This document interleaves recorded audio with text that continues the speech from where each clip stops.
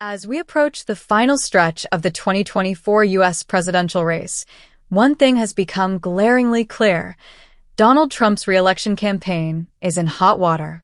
Following a controversial rally in New York City, which has now been labeled a hate rally by several news outlets, the backlash from Puerto Rican voters and the broader Latino community has been swift and intense.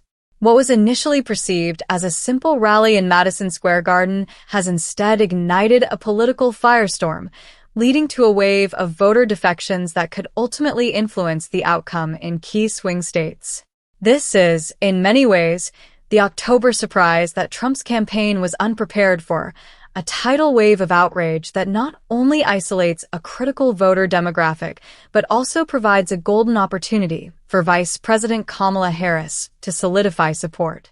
With high-profile figures like Bruce Springsteen, Barack Obama, and John Legend rallying for Harris and Puerto Rican leaders actively denouncing Trump's rhetoric, we are seeing an unprecedented shift.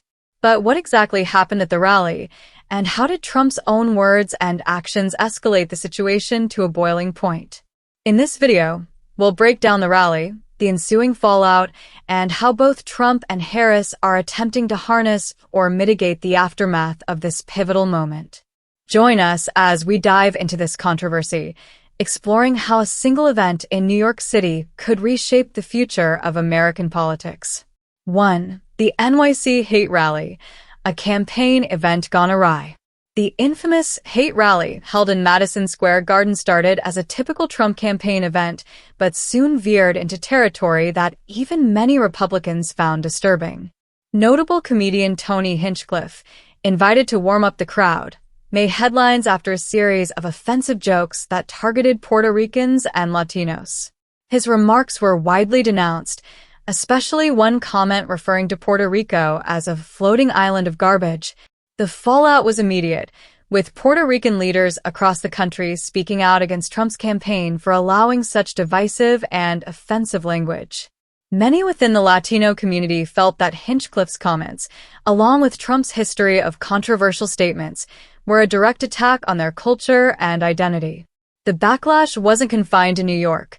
It spread across swing states like Pennsylvania, Virginia, and Florida, where Latino voters, particularly Puerto Ricans, make up a significant portion of the electorate.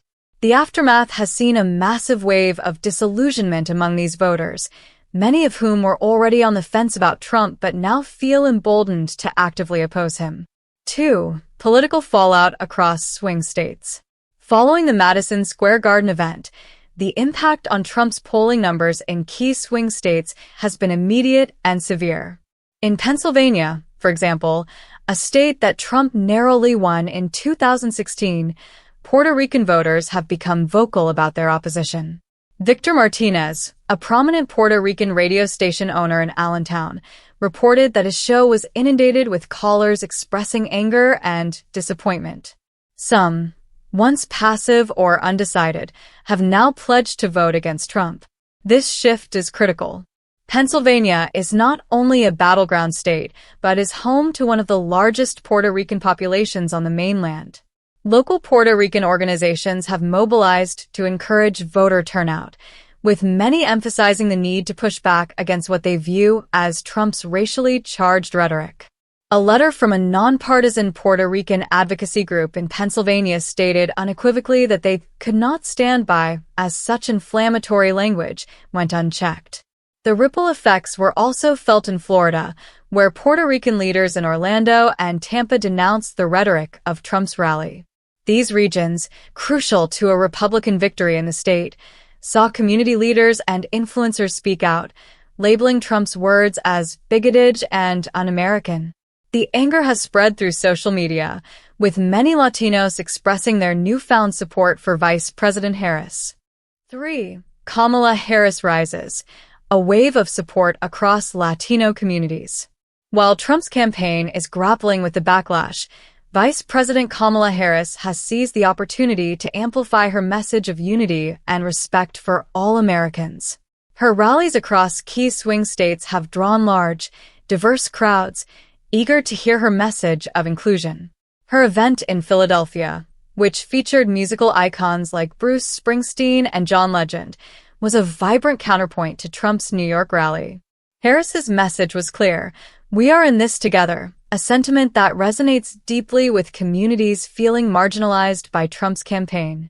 At a recent rally at the University of Michigan in Ann Arbor, Harris attracted over 21,000 attendees, signaling strong enthusiasm among young voters as well. Her campaign's focus on unity has been a stark contrast to Trump's divisive rhetoric, helping her gain traction among voters who may not have been politically engaged otherwise. Social media has also played a key role, with TikTok videos from Harris's campaign featuring testimonials from Puerto Rican and Latino voters who have switched their allegiance in response to Trump's rally. Comments like "undecided," "just made my choice," and "you have my vote," "Madam Vice President," are common, illustrating the tangible shift in voter sentiment. 4. Trump's social media meltdown, escalating the controversy. In the face of growing criticism, Trump turned to social media with a barrage of posts that many found erratic and inflammatory. He accused the media, particularly Fox News, of promoting the Democrats' agenda and singled out prominent figures like former First Lady Michelle Obama. His response to Harris's growing popularity was to label her campaign "dying" and Harris herself as "Comrade Kamala." This reaction did little to address the core issue at hand and only fueled more media scrutiny. Trump also attempted to deflect attention from the backlash by attacking Michelle Obama, who had recently campaigned with Harris. In an apparent effort to belittle Obama's influence, Trump made comments implying she had made a big mistake by getting nasty with him. These comments were met with mockery from both sides of the political spectrum, as many pointed out the disparity between Obama's enduring popularity and Trump's dwindling appeal. 5. Conservative figures sidestep the controversy. Not all conservative figures were eager to defend Trump's actions. When asked about the incident, Senator J.D. Vance attempted to sidestep, claiming that he hadn't seen the joke and that Americans needed to stop getting offended over every little thing.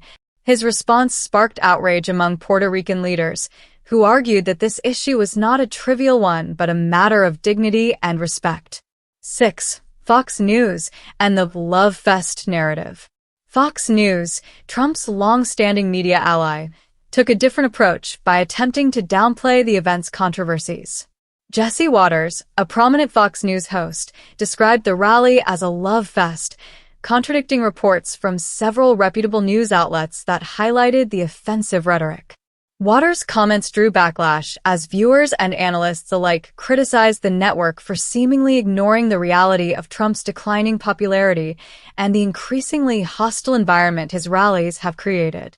7. The church rally in Georgia, faith and controversy. In an attempt to regain support, Trump held a faith-based event in Georgia. The gathering, led by televangelist Paula White, was meant to rally Christian voters around Trump. White's prayer and Trump's positioning as a warrior for the Word of God were controversial, as many saw it as a thinly veiled attempt to garner evangelical support. Critics argue that this event did little to address the core issues that have pushed Latino voters away and instead highlighted Trump's desperation to retain his base. 8. The broader implications. What this means for the 2024 election. The fallout from the New York rally has reshaped the landscape of the 2024 election. Puerto Rican and Latino voters, especially in swing states, are now seen as a powerful voting bloc capable of swinging the election.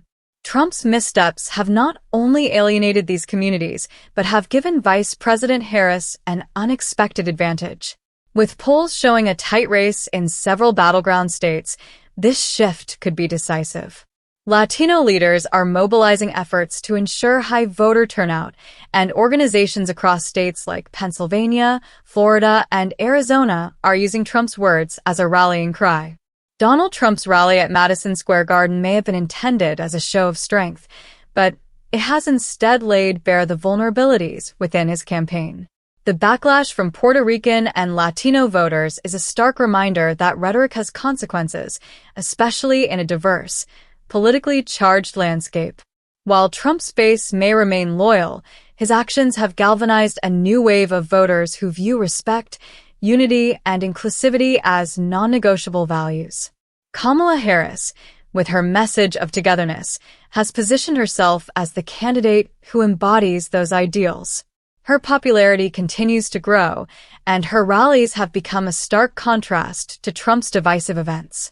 As the 2024 election nears, the effects of Trump's October surprise will likely continue to reverberate, potentially shifting the outcome of a fiercely contested race.